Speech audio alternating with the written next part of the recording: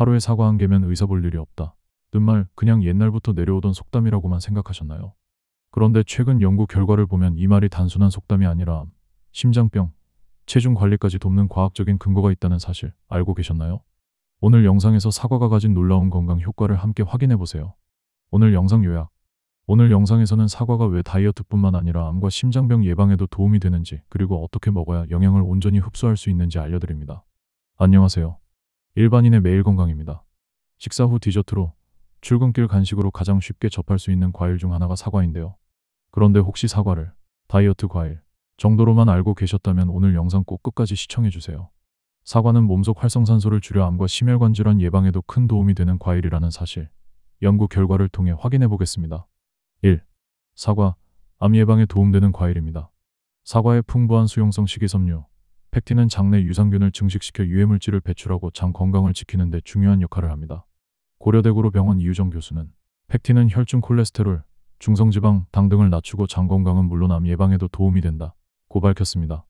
특히 펙틴은 발암물질과 결합해 몸 밖으로 배출시키는 기능까지 있어 암 예방 효과를 높인다고 알려져 있습니다.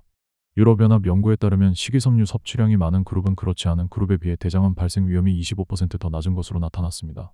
식이섬유가 풍부한 사과를 꾸준히 섭취하는 것만으로도 대장암 예방에 도움이 될 수 있다는 얘기입니다. 더불어 미국 국립암연구소는 과일과 채소에 풍부한 식이섬유를 매일 20g 이상 섭취할 경우 대장암뿐만 아니라 식도암, 위암 등 소화기계 암 발생 위험도 줄일 수 있다고 권장하고 있습니다. 궁금해하실 부분, 사과를 깎아서 보관해두면 영양이 줄어드나요? 사과는 공기에 노출되면 산화가 진행돼 비타민C와 같은 항산화 성분이 손실되기 쉽습니다. 사과를 자른 후에는 되도록 빠른 시간 안에 섭취하고, 남는 경우에는 레몬즙을 살짝 뿌려 산화를 늦추거나 밀폐용기에 담아 냉장 보관하는 것이 영양 손실을 줄이는 데 도움이 됩니다. 2. 풍부한 항산화 성분, 다양한 암 위험 낮춘다. 사과 속 비타민C는 강력한 항산화제 역할을 하여 활성산소로부터 세포를 보호하고 암 발생 위험을 낮추는 데 기여합니다. 활성산소는 세포를 손상시키고 암세포로 변이될 가능성을 높이는데, 비타민C는 이런 활성산소의 작용을 억제해 암 예방에 도움이 됩니다. 특히 사과를 꾸준히 섭취하면 위암, 폐암, 췌장암, 자궁암 등 다양한 암의 위험을 낮춘다는 연구 결과도 보고되었습니다. 뿐만 아니라 사과에 들어있는 플라보노이드는 체내 염증을 줄이고 면역 반응을 조절해 암세포 성장을 억제합니다. 실제로 플라보노이드를 충분히 섭취한 사람은 폐암 발생 위험이 44에서 50%, 전립선암 발생 위험은 47%까지 낮아졌다는 연구 결과도 있습니다. 이는 사과에 포함된 다양한 항산화 성분이 암을 유발하는 체내 손상과 염증을 줄이는 데 기여함을 의미합니다. 더불어 사과 속 케르세틴은 알레르기와 염증을 억제하는 효과도 가지고 있어 전반적인 면역 기능을 향상시키고 세포 노화를 늦추는 데 도움이 된다는 사실도 밝혀졌습니다. 이러한 복합적인 효과 덕분에 사과는 단순히 몸에 좋은 과일을 넘어 다양한 질환 예방에 기여하는 슈퍼푸드로 평가받고 있습니다. 궁금해하실 부분, 과일로 항산화 효과를 얻으려면 얼마나 자주 먹어야 할까요? 전문가들은 하루 1에서 2회 규칙적으로 섭취하는 습관이 활성산소를 줄이고 세포 손상을 방지하는 데 가장 효과적이라고 설명합니다. 특히 다양한 색깔의 과일과 채소를 함께 먹으면 서로 다른 항산화 성분이 시너지를 내 면역력과 암 예방 효과를 더욱 높일 수 있다고 권고합니다. 3. 사과는 심장 건강에도 탁월합니다. 사과 속 폴리페놀과 케르세틴은 혈관 내피세포 기능을 활성화해 혈관 탄력을 유지하고 체내 염증을 낮추는 데 도움을 줍니다. 이러한 작용은 혈관이 좁아지거나 막히는 것을 예방하고, 혈압과 혈중 콜레스테롤 수치를 안정화시켜 심장병을 예방하는 데 효과적입니다. 실제로 폴리페놀과 케르세틴은 혈관 내 산화 스트레스를 감소시켜 심근경색과 뇌졸중 같은 심혈관 질환 발생 위험을 낮추는 데 중요한 역할을 한다는 연구도 있습니다. 한양대병원 박계영 교수는 사과에 함유된 항산화 물질 덕분에 사과가 세계적으로 가장 많이 소비되는 과일 중 하나이며, 하루에 사과 한 개면 의사 볼 일이 없다는 속담이 생겼다고 설명합니다. 이는 사과의 항산화 효과와 함께 풍부한 식이섬유가 혈관 건강을 지키는 데 기여한다는 점을 의미합니다. 미국 심장협회도 사과처럼 식이섬유와 항산화 물질이 풍부한 과일을 정기적으로 섭취하는 습관이 심혈관 질환 예방에 효과적이라고 권장하고 있습니다. 특히 매일 사과를 포함해 5가지 색 이상의 채소와 과일을 꾸준히 섭취한 사람들은 심장병 발생률이 30% 이상 낮아졌다는 연구 결과도 보고된 바 있습니다. 궁금해하실 부분, 껍질을 꼭 먹어야 하나요? 전문가들은 사과의 항산화 성분과 식이섬유는 과육보다 껍질에 더 많이 들어있어 깨끗이 씻어 껍질째 먹는 것이 심장 건강 효과를 최대한 누릴 수 있는 방법이라고 조언합니다. 사과를 깎아 보관하면 산화가 빠르게 진행되어 영양 성분이 줄어들 수 있으니 드시기 직전에 껍질째 섭취하는 것이 좋습니다. 4. 다이어트에도 좋은 이유, 포만감이 핵심입니다. 사과는 100g당 57칼로리로 칼로리가 높은 편은 아니지만 칼로리에 비해 포만감이 크기 때문에 적은 양으로도 식사량을 자연스럽게 줄일 수 있습니다. 특히 사과의 풍부한 식이섬유는 소화 과정에서 물을 흡수해 팽창하면서 위에 머무는 시간을 늘려 포만감을 오래 유지시켜줍니다. 이로 인해 사과를 간식이나 식사 대용으로 활용하면 군것질을 줄이고 체중 조절에 도움을 받을 수 있습니다.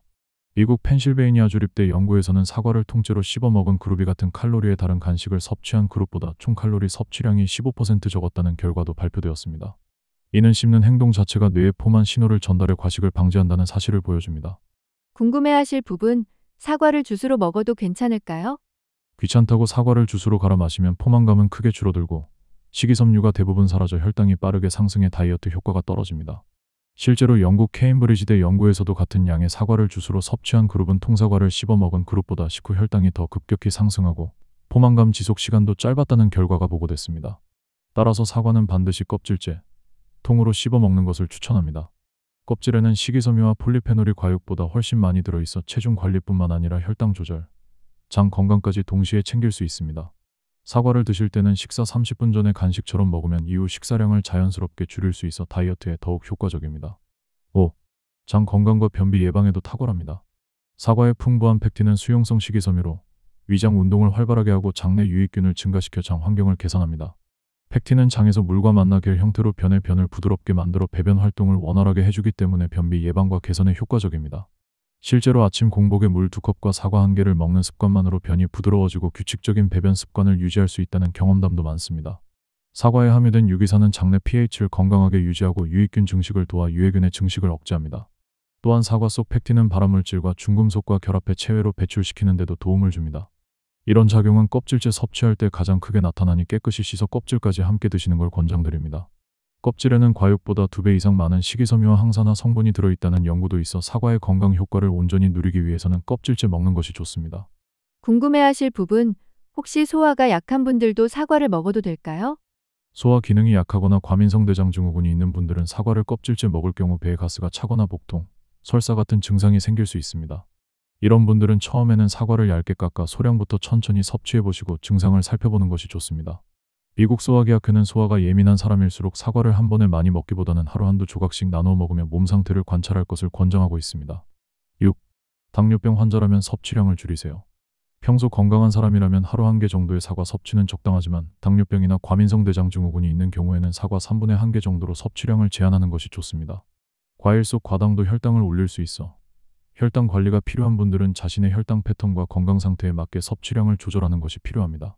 특히 당뇨 환자라면 사과를 먹은 뒤 혈당 변화를 체크해보는 습관이 도움이 됩니다. 박계영 교수는 사과는 껍질에 유익한 영양소가 훨씬 더 많이 들어있어 깨끗이 씻어 껍질째 먹으면 효과를 2배로 누릴 수 있다고 강조합니다. 껍질에는 플라보노이드와 식이섬유가 과육보다 2에서 3배나 많이 함유되어 있어 혈당 상승 속도를 늦추는 데 도움을 줍니다. 따라서 사과를 껍질째 천천히 꼭꼭 씹어 드시면 포만감을 높이고 혈당이 급격히 오르는 것을 방지할 수 있습니다. 궁금해하실 부분, 당뇨가 있어도 아침에 사과를 먹어도 될까요? 전문가들은 아침 공복에 사과를 단독으로 먹는 것보다는 단백질이나 건강한 지방이 포함된 식사와 함께 먹는 것을 추천합니다. 예를 들어 삶은 달걀이나 견과류와 함께 사과를 섭취하면 혈당이 더 천천히 올라가 안정적인 혈당 관리에 도움이 됩니다. 미국 당뇨병협회도 혈당 지수가 낮은 과일이라도 식사 구성에 따라 혈당 반응이 달라질 수 있으니 반드시 다른 영양소와 함께 섭취할 것을 권장하고 있습니다. 결론 및 실천법. 사과는 암과 심장질환 예방부터 체중 관리, 장 건강까지 다양한 건강 효과를 가진 과일입니다. 단, 껍질째 통으로 먹을 때 효과가 극대화되며 주스로 갈아 먹는 것보다는 통째로 씹어 먹는 것이 좋습니다. 첫째, 하루 1개 이하로 섭취량을 적당히 유지하세요. 둘째, 깨끗이 씻어 껍질째 드세요. 셋째, 당뇨병이 있거나 소화가 약한 분들은 전문가 상담 후 섭취하세요. 오늘 영상이 도움이 되셨다면 좋아요와 구독으로 건강 정보 계속 받아보세요. 여러분의 건강을 지키는 작은 습관, 일반인의 매일 건강이 함께하겠습니다. 감사합니다.